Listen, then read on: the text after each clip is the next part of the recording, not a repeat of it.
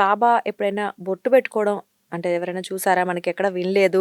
చావడి ఉత్సవం జరుగుతున్న సరే ఇప్పుడు సందర్భాలు మీకు బొట్టు అలాంటివి. ఇప్పుడు బొట్టు పెట్టుకోవటం ఇట్స్ నాట్ ది సింబల్. బొట్టు అనేది సింబల్ ఆఫ్ హిందూయిజం అండి. హిందువులు పెట్టుకుంటారు సింబల్. ఆయన హిందూ స్థితిని దాటి ఉన్నారు. అయినప్పటికీ కూడా నేను చెప్తా, ఇది చాలా మందికి ఉంది. ఏమన్నా సాయిబాబా బొట్టు పెట్టుకున్నారా, బొట్టు పెట్టుకుంటే పర్లేదు అన్నట్టుగా వీళ్ళు మనం అనుకుంటున్నాం. ఏమైనా హిందూ అని అట్లా పెట్టుకో. ఇప్పుడు సాయిబాబా చావడి ఉత్సవం చదవమన్నాడు ఒకసారి. సాయి సచ్చరిత్రలో చావడి ఉత్సవం అని ఒక చాప్టర్ ఉంది. అంటే ఎలా చేస్తారు, చాలా మంచి ప్రశ్న చేస్తారు. దాంట్లో బాబా చావడిలోకి వెళ్ళిన తర్వాత చక్కగా కస్తూరి తిలకం రాసేవారు, మెళ్ళో మాలలు వేసేవారు, హిందూ పద్ధతిలో హారతులు ఇచ్చేవాళ్ళు. ఇప్పుడు సంతృప్తే? ఇప్పుడు కూడా జరుగుతూనే ఉంది. ఎప్పటికీ జరుగుతుంది. అవును. సో అంటే బాబాకి రోజు చందనం పెడతారు కదండి. ఆయన పూజించే పద్ధతులు అవన్నీ హిందూ సంప్రదాయానికి చెందినవి అంటారు. మీరు చూడసారా మళ్ళీ బొట్లో వేస్తున్నారు. మీరు ఇక్కడికి అల్లని సముద్రాన్ని, ఇదేనండి సమస్య. మనకి అర్థమైనట్టే ఉంటుంది కానీ మనం దీంట్లో అలవాటు పడిపోయాం. మనకి నరాల జీర్ణించుకుపోయింది. ఎంతసేపు సముద్రాన్ని తీసుకొచ్చి అల్లో పెట్టాలని చూస్తున్నారు. మీ తరం కాదు. The best way to understand Saibaba is you become that. అసలు ఇప్పుడు ఏ బుక్ అయినా మనిషి అదే నేను అంటున్నా. ఏ బుక్ చదివి ఆయన గురించి తెలుసుకోమంటారు? ఆయన గురించి మీరు పుస్తకం చదివితే తెలియదండి. నేను ఆనెస్ట్గా చెప్తున్నాను. నేను ఆ మార్గంలో ఉండి నా జీవితం దానికి తదనుగుణంగా ఉన్నవాడిని నేను చెప్తున్నా. పుస్తకం వరకు చిన్న గైడ్ లైన్స్ ఏమైనా మీకు దొరుకుతాయి కానీ you can never understand such enormous this thing by reading book. మరి ఎలా? ఇదే కాదు, కృష్ణుడు అయినా సరే భగవద్గీత అయితే కృష్ణుడు అర్థమైపోతాడా? మొత్తంగా అయితే గోపిక అయితే కృష్ణుడు అర్థమవుతాడు, ఉద్ధవుడు అయితే కృష్ణుడు అర్థమవుతాడు, పాండురంగడు అయితే పాండురంగ స్వామి అర్థం అవుతాడు. అంతేగాని పూజారు అయితే కాడు. మీకు అర్థమైంది కదా? So if you really wanted to know Saibaba, you will know. మీకు నిజంగా మనస వాచ కర్మణ సాయిబాబాని యొక్క, ఇక్కడ పేరు సాయిబాబా అని చెప్తున్నానండి. మీకు అన్లిమిటేషన్ సాయిబాబా లేదు, మనం పెట్టుకున్న పేరు ఇది.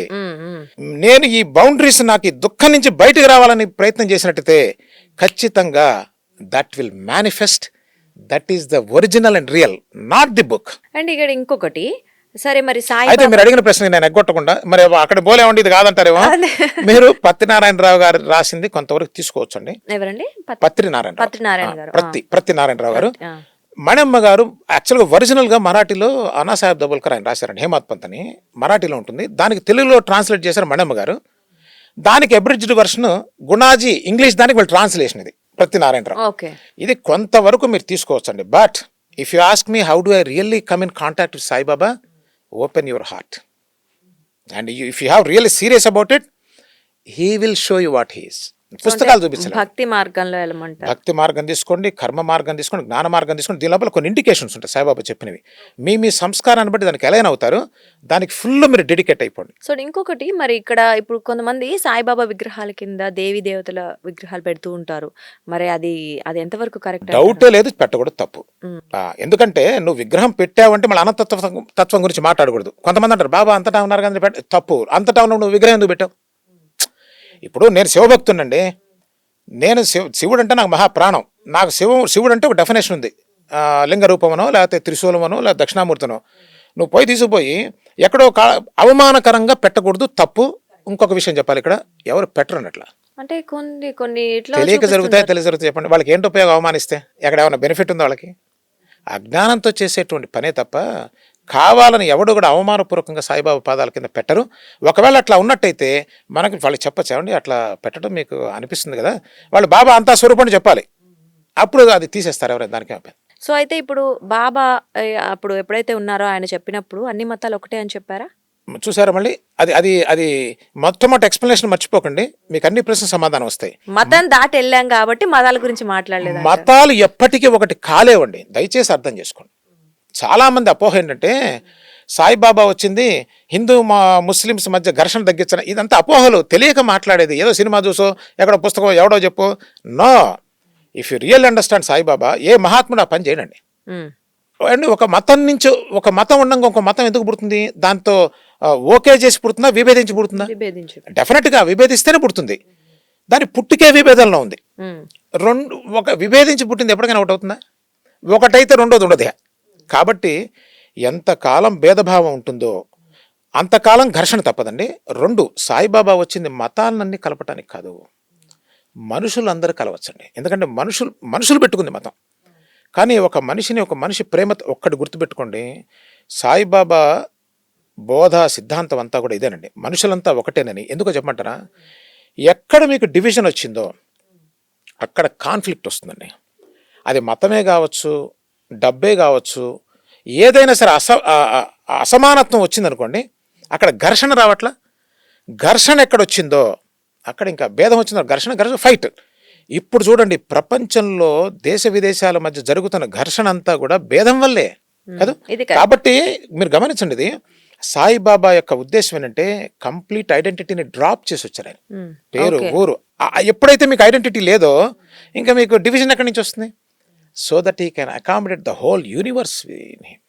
ఆయన ఒక మనుషులే కాదండి, పశుపక్షాదుల పట్ల కానీ ఒక జాలి, ప్రేమ, దయ అనేది ఆయన యొక్క ప్రథమ సిద్ధాంతం అండి. ఈ రోజున మానవ జాతికి రాబోయే కాలంలో సాయిబాబా మార్గం అంటే, నేను మళ్ళీ పేరు చెప్పడం నాకు ఇష్టం లేదు, సత్య మార్గం అని చెప్పడం చాలా తేలిగ్గా ఉంటుంది. మళ్ళీ సాయిబాబా అనగానే మళ్ళీ సాయిబాబా మనకు తలగుడ్డ ఇవన్నీ వస్తాయి. No, that is not Saibaba. అది సాయిబాబానే చెప్పారు స్వయంగా. ఒరేయ్, నువ్వు కానీ ఈ చూస్తున్న ఈ 3.5 మూరల శరీరం నేను అనుకుంటే నేను నీకు అర్థం కాలేదురా అని చెప్పారు. ఇంత లోతుగా ఎవరు చదివారండి? చదవాలి కదా, మరి మాట్లాడేచ్చా ఎట్లా పడితే అట్లా? అంటే ఇప్పుడు మరి ఎక్కడ బాబా గుడికి వెళ్ళినా, మనం ఈవెన్ షిరిడీకి వెళ్ళినా విగ్రహం ఉంటుంది కదండి. మరి అక్కడ మన స్థితిని బట్టి మనకు ఉందండి. అంత మాత్రం అదే అంత అనుకుంటే ఎట్లా? మనం ఎంత తినగలం అంత కదా, మనకు అర్థమవుతుంది అంతవరకే. ఎందుకంటే మనకు బోల్డ్ పనులు ఉన్నాయి. మనం బాబా దగ్గరికి వెళ్ళింది బాబాని అర్థం చేసుకొని వెళ్ళాలి. ఎవరు బాబా నుంచి కోరికలు తీర్చుకున్నాను పోయారండి? ఒకటి చెప్పండి, మనకున్న దేవుళ్ళందరూ దేనికున్నారు? ఒక్కొక్క దేవుడికి ఒక పోర్ట్ఫోలియో ఉంది. ఈయన దగ్గర పోతే ఆరోగ్యం, ఈయన దగ్గర పోతే డబ్బు.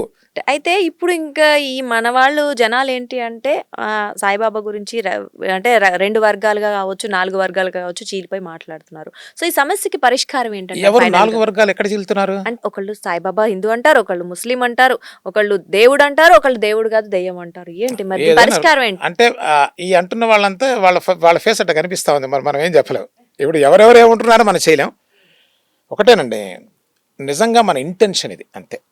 If I'm really devotee, I will leave like that. కదా, ఎవరు చెప్తారు నువ్వు ఇలా జీవించు, ఇలా జీవించొద్దని? చెప్తే వాడన్నా వింటాడు అసలు? అయితే నేను ఒకటేం చెప్తున్నానంటే, బాధపడే వాళ్ళకి నేను చెప్పే విషయం, సమాజంలో ఎప్పుడు కూడా ఒక జాతి ఉంటుంది. రావణుడు ఉన్నప్పుడు రాక్షసులు లేరు. ఎప్పటి రావణుడు అండి? త్రేతాయుగంలో రావణుడు. ఈనాటికి తిట్టిపోస్తా ఉన్నారు. అవునా కదా? కృష్ణుడు ద్వాపర యుగం, ఈనాటికి తిట్టిపోసే బ్యాచ్ ఉంటుంది. ఈ రాక్షస జాతి ఎప్పుడు ఉంటూనే ఉంటుంది. అదొక బ్యాలెన్స్ సిస్టమ్, మరి నాకైతే తెలియదు. కానీ అట్లా సాయిబాబాని ఏదో అంటున్నారు అంటే వాళ్ళ బ్యాక్గ్రౌండ్ చూడండి. వాళ్ళు ఎవరు ఏంటి? వాళ్ళు ఏమో ఆధ్యాత్మికవేత్తలా, వాళ్ళు ఏమన్నా తత్వవేత్తలా, వాళ్ళు ఏమన్నా మీరాబాయి భక్తులా, అసలు ఏమిటి వాళ్ళు? పోనీ ఏమన్నా ఘనాపాటిలా? వాళ్ళ బ్యాక్గ్రౌండ్ ఏంటి అసలు? పూజించే వాళ్ళు కూడా మామూలు మనుషులే కదా. అవును, అలా చూసినప్పుడు పూజించేవాళ్ళు అందులోంచే వచ్చారు, విమర్శించే వాళ్ళు అందులోంచి. కరెక్ట్ అండి. పూజించేవాడు ఏమి ద్వేషాన్ని రగిల్చట్లేదుగా. వాడికి ఇష్టమైతే పూజ చేస్తాడు, కష్టమైతే మానేస్తాడు. సాత్వికం కదా, దాంట్లో బాధే ఉంది. ఇప్పుడు నేను చేయకపోవటం నా ఇష్టం అండి. మీరు నా చొక్కా పట్టుకుని నువ్వు ఎందుకు చేస్తావో చేయవా అంటే అది కదా బాధ. ఇప్పుడు మతం పర్సనల్ అండి. మీ ఒంట్లో మతం ఉన్నంతకాలం ప్రమాదం లేదండి. మీ ఒళ్ళు దాటి బయటకు వచ్చిందంటే ప్రమాదం. అది మీ ఇంట్లో కూడా రుద్దడానికి మీకు హక్కు లేదు. అందుకోసమే మనకి రాజ్యాంగంలో కూడా మత స్వేచ్ఛని ఇచ్చారు. వరే నాయన ఎట్టనే ఉంటారా బాబు, మతం అంటేనే నీ ఇష్టమని. దానికి ఒకడు నువ్వు వాళ్ళు ఎవరో చెప్పినట్టుగా నువ్వు చేయకపోతే నరకానికి పోతావు, నువ్వు ఇది అనే రూల్ పెట్టడం అనేది చాలా ప్రమాదకరం. సంఘంలో భయంకరమైన అశాంతిని క్రియేట్ చేస్తుంది. మీరు పూజ చేస్తే ఎంత ఏమంటే ఒకటి మాట చెప్పమంటారా? పూజ చేయడం చేయకపోవటం, బాబా దగ్గరికి పోవటం రావటం ఎలా ఉంటుందంటే, సముద్రంలో నుంచి చెంబు నీళ్ళు తీశారనుకోండి, తగ్గుతుందా ఏమన్నా వాటర్? ఓ చెంబు నీళ్ళు పోసారనుకోండి, పెరుగుతుందా? అంతే మన భక్తి కూడా. ఎంతండి అనంతతత్వంలో మనం నేను పూజ చేస్తున్నాను, నేను పూజ చేయటం అదే అహంకారం కదా అసలు. భక్తి అంటేనే నిరహంకారంగా ఉండి వాళ్ళు ప్రశాంతంగా ఉండి ఇక సాత్విక భావాన్ని, సొసైటీని మనం ప్రశాంతంగా ఉంచే మార్గంలో తీసుకెళ్ళాలి. కానీ నిజంగా ఒకచోట తప్పు జరుగుతుంది, అన్యాయం జరుగుతుంది, అందరికన్నా నిజాయితీ గల భక్తుడే ముందుకు వస్తాడండి, గుర్తుపెట్టుకోండి. సాక్షి టీవీ ప్రసారాలను నిలిపివేయడం చట్టరీత్యా నేరం. సాక్షి టీవీ ప్రసారాల కోసం మీ స్థానిక కేబుల్ ఆపరేటర్ను వెంటనే సంప్రదించండి. DTHలో, ఇంటర్నెట్లో కూడా సాక్షి టీవీ ప్రసారాలను వీక్షించవచ్చు.